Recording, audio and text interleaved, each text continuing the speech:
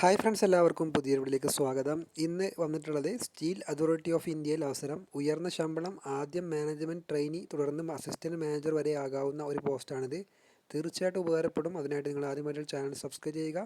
Okay, let's start the video.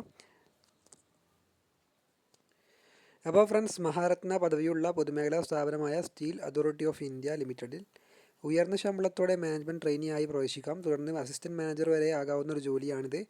സർക്കാർ ഉടമസ്ഥതയിലുള്ള ഏറ്റവും വലിയ സ്റ്റീൽ ഉൽപ്പാദകരായ സെയിലിന് ആഗോളതലത്തിൽ 692 പാറ്റൻറ്റുകളുണ്ട്. ഈ ഒരു പ്രശസ്ത സ്ഥാപനത്തിലെ മാനേജ്മെൻറ്റ് ട്രെയിനി ടെക്നിക്കൽ വിഭാഗത്തിലേക്ക് തസ്തികയിലെ 124 ഒഴിവിലേക്കാണ് യുവ എഞ്ചിനീയർമാർക്ക് ഡിസംബർ 5 മുമ്പായിട്ട് ഓൺലൈനായിട്ട് അപേക്ഷിക്കാവുന്നത്.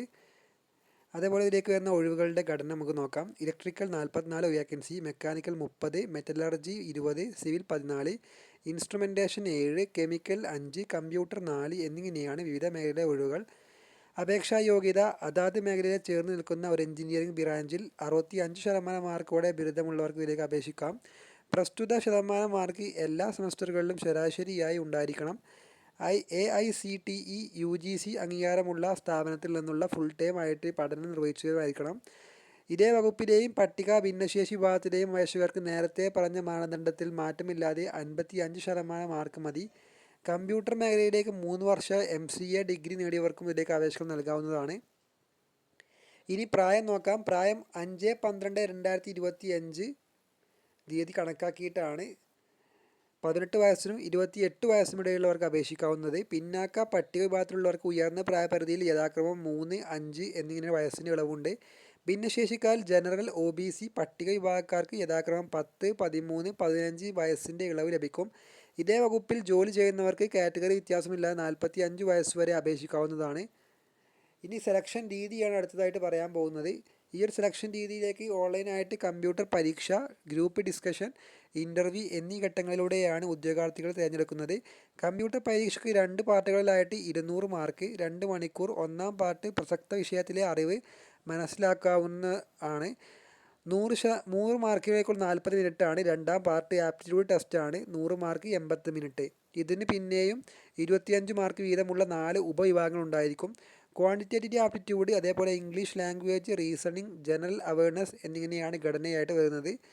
ഇനി ഇതിൽ ഓരോ പാർട്ടിലെയും ബാക്കിയുള്ള കാര്യങ്ങൾ നമുക്കൊന്ന് നോക്കാം.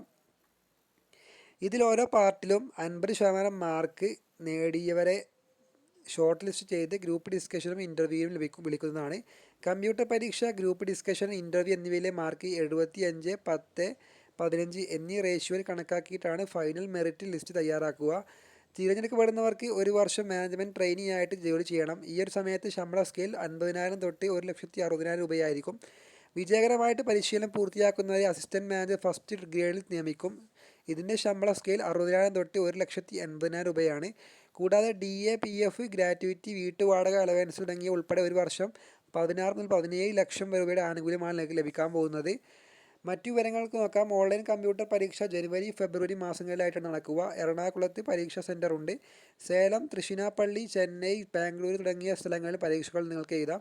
അപേക്ഷാ ഫീസ് 1050 രൂപയാണ്. പട്ടിക ഭിന്നശേഷി വിമുക്തഭടന്മാർ, വകുപ്പ് തല ജീവനക്കാർക്ക് 300 രൂപയാണ് ഫീസ് വരുന്നത്. കൂടുതൽ വിവരങ്ങൾക്കായിട്ട് www.sail.co.in എന്ന വെബ്സൈറ്റ് വഴിയോ അല്ലെങ്കിൽ sailcareers.com എന്ന വെബ്സൈറ്റ് വഴിയോ നിങ്ങൾക്ക് ബന്ധപ്പെടാവുന്നതാണ്. അപ്പോൾ തീർച്ചയായിട്ടും ഉപകാരപ്പെടുന്ന വീഡിയോ ആയിരിക്കുമെന്ന് വിശ്വസിക്കുന്നു. അടുത്തൊരു വീഡിയോ ആയിട്ട് വീണ്ടും കാണാം. Good bye.